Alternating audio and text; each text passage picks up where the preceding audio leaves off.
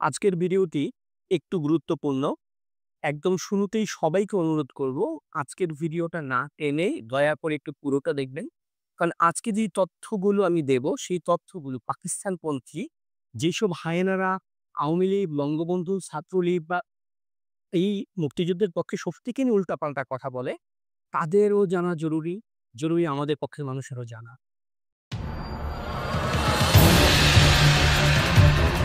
আজকে আলোচনা করব মূলত বাংলাদেশের সাথে আওয়ামী লীগ, ছাত্রলীগ এবং বঙ্গবন্ধু কিভাবে জড়িত। আপনি কিভাবে বাদ দেবেন এই সংগঠন বা এই মানুষগুলোকে? বাদ দেওয়া সম্ভব কি? বাংলাদেশের সবচেয়ে বড় পরিচয়, মানে একটা দেশের সবচেয়ে বড় পরিচয় মূলত ৩ টা জিনিস। তার জাতীয় সঙ্গী এবং হচ্ছে গিয়ে তার দেশের যে নাম। তো আসেন আমরা একটুখানি আজকে জানার চেষ্টা করি যে এই নামগুলো বা এই পরিচয়গুলো কিভাবে আমাদের হলো? সেই জায়গা থেকে শুরু করি আমাদের জাতীয় পতাকা না। জাতীয় পতাকাটা কিভাবে আমাদের হলো? এই জাতীয় পতাকার ডিজাইনটা করা হয়েছিল ১৯৭০ সালে, যেখানে একটা সামরিক কুচকাওয়াজ হওয়ার কথা ছিল এবং বঙ্গবন্ধু সেখানে উপস্থিত থাকার কথা ছিল। এই কারণে জয় বাংলা বাহিনী সিদ্ধান্ত নেয় যে আমাদের স্বাধীন বাংলাদেশ হলে কেমন হবে, সেই স্বাধীন বাংলাদেশের মানে পতাকাটা কেমন হবে সেটাকে ডিজাইন করার জন্য। তো সেদিন রাতে ঢাকা বিশ্ববিদ্যালয়ে একটা মিটিং হয়। যে পতাকা কেমন হতে পারে আমাদের। সেই মিটিংয়ে আ মানে আওয়ামী লীগ ছাত্রলীগের স্বপন কুমার চৌধুরী উপস্থিত ছিলেন, হাসান হক ইনু উপস্থিত ছিলেন, শিবনারায়ণ দাস উপস্থিত ছিলেন।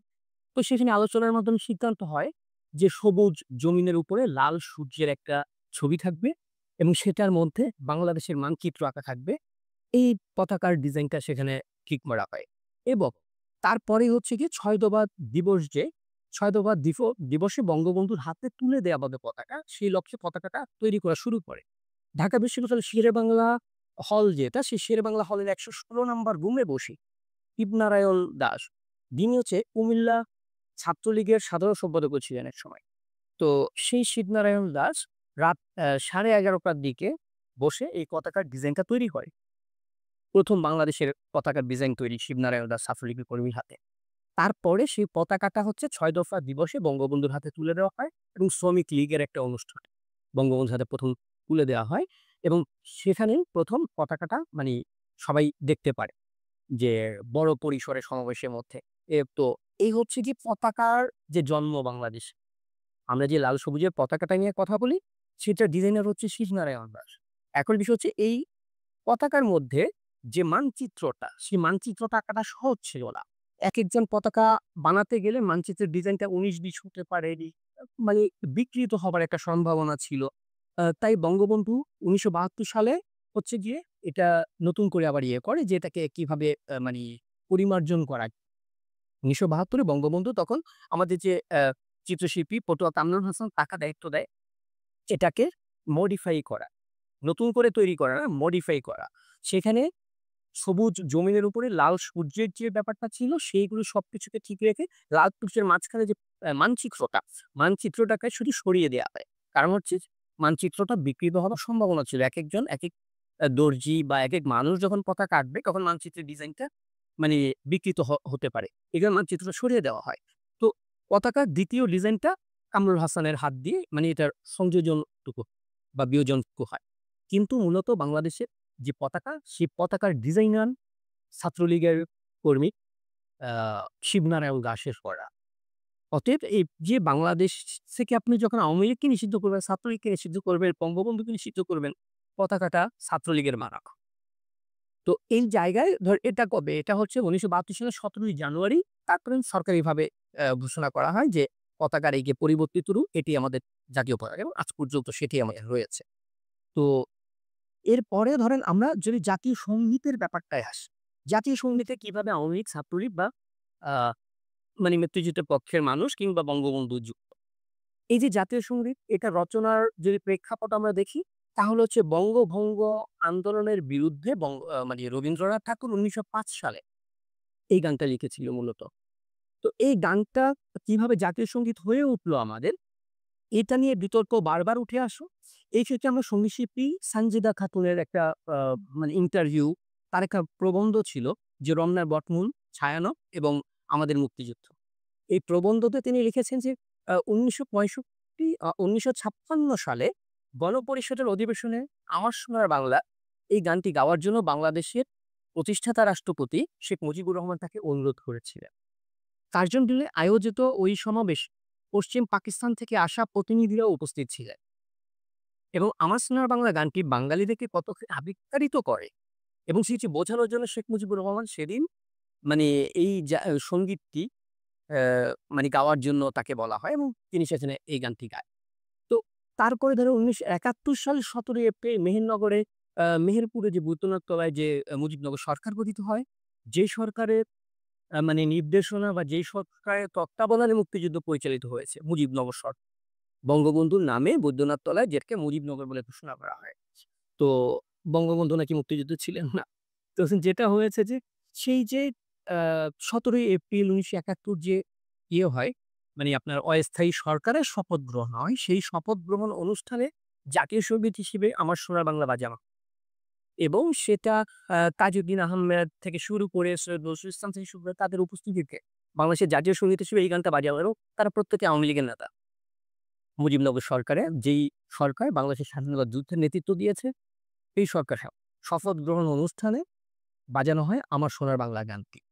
তো এরপরে বাংলাদেশ যখন স্বাধীন হয়, তখন বাংলাদেশের যে ১ম মন্ত্রিসভার বৈঠক হয়, সেই বৈঠকে ১৩ই জানুয়ারি ১৯৭২ সালে জাতীয় সঙ্গীত হিসেবে আমাদের এই আমার সোনার বাংলা গানটাকে আ নির্ধারণ করা হয় এবং সেটা করা হয় হচ্ছে যে বঙ্গবন্ধুর ইয়েতেই অ্যাপ্রুভালেই এটা হয় এবং এই আমার সোনার বাংলা গানটা ছাত্রলীগ সে ৫২ ভাষা আন্দোলন থেকে শুরু করে বিভিন্ন সময় সব জায়গায় এই গানটাকে গাওয়া হয়েছে। আমাদের নিজেদের যে ভেতরের স্পিরিট সেটাকে বাড়াবার জন্য, আমাদেরকে আরো বেশি দেশপ্রেমের জায়গাটা বোঝানোর জন্য এবং জাতীয় সংগীতের ক্ষেত্রেও ছাত্রলীগের একটা অনেক বড় অবদান রয়েছে। কারণ এই জাতীয় সংগীতটাকে সব জায়গায় গাওয়া, সকল অনুষ্ঠানে গাওয়া। কারণ ছাত্রলীগ হচ্ছে গিয়ে এটা আন্দোলনের নেতৃত্ব দিচ্ছিল। ৫২ থেকে যদি আপনি ভরেন ইতিহাস, একটু যদি চোখ খুলে পড়েন ইতিহাস, যদি জামায়াতের ধরেন গোলাম আজমের লেখা ইতিহাস থেকে আপনি ইতিহাস খুঁজতে না যান, তাহলে দেখবেন ছাত্রলীগের যে নেতৃত্ব দেওয়া হয়েছে সবগুলো আন্দোলনে, সেই আন্দোলনগুলোতে এই আমার সোনার বাংলা গানটিকে ছাত্রলীগ তুলে ধরেছিল সব জায়গায়, সবার আগে। এবং গ্রহণযোগ্যতা যে তৈরি করা এই গান, সেই জায়গাটাও ছাত্রলীগের অবদান। আজকের এই গানটার পেছনে আওয়ামী লীগ এবং ছাত্রলীগ জড়িত, বঙ্গবন্ধু জড়িত। তাদের হাত ধরেই এটা জাতীয় সংগীত। এবার আসি আমার সর্বশেষ যেটা নিয়ে মানে একটা রাষ্ট্রের সবচাইতে বড় পরিচয়, তার নাম। এই নামটা কিভাবে এলো?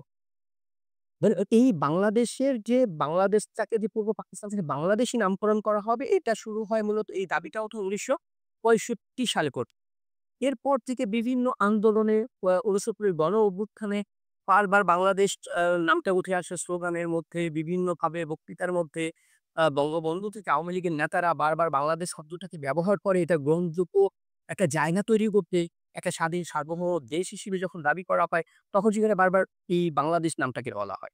তো এই বাংলাদেশ শব্দটা এলো কোথা থেকে? সেই ইতিহাসটা যদি আমরা খুঁজতে যাই, তাহলে আমরা যেভাবে বাংলাদেশ লিখি, এই বাংলাদেশ লেখার যে ফরম্যাটটা, এই যে বানানটা, এই বানানটা সর্বপ্রথম ব্যবহার করে রবীন্দ্রনাথ ঠাকুর। রবীন্দ্রনাথ ঠাকুর ১৯০৫ সালে বঙ্গভঙ্গের বিরোধিতা করে আজই বাংলাদেশের হৃদয়ে হতে একটা গান লিখেছিলেন। সেই গানে ১ম বাংলাদেশ শব্দটার উপস্থিতি পাওয়া যায়। তো বঙ্গবন্ধু ১ম বাংলাদেশ শব্দটা লেখা। তো ১৯৬৯ সালে মুক্তিযুদ্ধকালীন সময়ে যখন তোমার দেশ আমার দেশ বাংলাদেশ, বাংলাদেশ স্লোগানগুলো হতো। আওয়ামী লীগের নেতারা যখন স্লোগান দিত, বীর বাঙালি অস্ত্র ধরো বাংলাদেশ স্বাধীন কর। তখনও রাষ্ট্রীয়ভাবে আমরা স্বাধীন না, কিন্তু বাংলাদেশ নামটা তখন স্লোগানে, মিছিলে, মিটিংয়ে সব জায়গায় আওয়ামী লীগের নেতারা ব্যবহার করতেন। যেই শব্দ, যে বানানটা রবীন্দ্রনাথের হাত ধরে তৈরি। তারপরে বঙ্গবন্ধু আ থেকে শুরু করে সবাই এটাকে ১৯৬৯ সালের ৫ই ডিসেম্বর ১৯৬৯ সালের ৫ই ডিসেম্বর আ শহীদ সোহরাওয়ার্দী আ যে ৬ষ্ঠ মৃত্যুবার্ষিকী উপলক্ষে আওয়ামী লীগের একটা আলোচনা সভার আয়োজন করা হয় এবং সেখানে বঙ্গবন্ধু ১ম এই অঞ্চলের নাম বাংলাদেশ হিসেবে মানে সে লিখে মানে ঘোষণা করে। যেই অঞ্চলের নাম হবে বাংলাদেশ। তো এটা ১৯৬৯ সালের ৫ই ডিসেম্বর শহীদ সোহরাওয়ার্দীর ৬ষ্ঠ মৃত্যুবার্ষিকী। তো এই যে বাংলাদেশ নামকরণটা কিভাবে এলো বা কিভাবে ঘোষণাটা হলো, এই ঘোষণার ব্যাপারটায় বঙ্গবন্ধু তার কারাগারের রোজনামচা যে বই, সেই বইতে লিখেছিলেন যে, "একসময় এদেশের বুক হইতে, মানচিত্রের পৃষ্ঠা হইতে বাংলা কথাটির সর্বশেষ চিহ্নটুকু মুছে ফেলার চেষ্টা করা হইয়াছে। একমাত্র বঙ্গোপসাগর ছাড়া আর কোথাও কোনো কিছুর নামের সঙ্গে বাংলা শব্দটির অস্তিত্ব খুঁজে পাওয়া যায় না। জনগণের পক্ষ হইতে আমি ঘোষণা করিতেছি, আজ হইতে পাকিস্তানের পূর্বাঞ্চলীয় প্রদেশটির নাম পূর্ব পাকিস্তান। এর পরিবর্তে শুধুমাত্র বাংলাদেশ নামেই পরিচিত হইবে। বঙ্গবন্ধু ১ম এই যে পূর্ব পাকিস্তান, এই পূর্ব পাকিস্তান অঞ্চলকে নামকরণ করেন বাংলাদেশ। ১ম ঘোষণাটাও বঙ্গবন্ধুই দেয়া। তো বাংলাদেশের আ এই যে মানে ইয়েটা আইডেন্টিটি, বাংলাদেশের যে পরিচয়, ধরেন বাংলাদেশে কি বলে?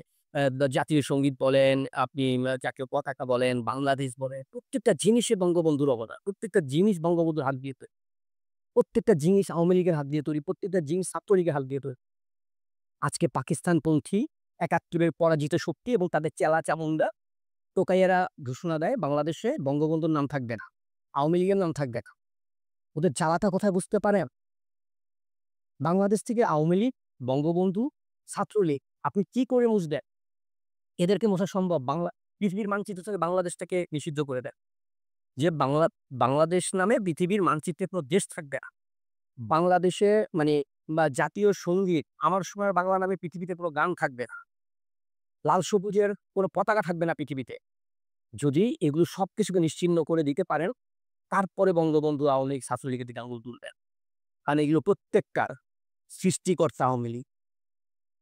এইগুলোর প্রত্যেকটা নামকরণ থেকে শুরু করে, প্রতিষ্ঠা করা থেকে শুরু করে সবকিছু বঙ্গবন্ধু, ছাত্রলীগ, আওয়ামী লীগের হাত ধরে।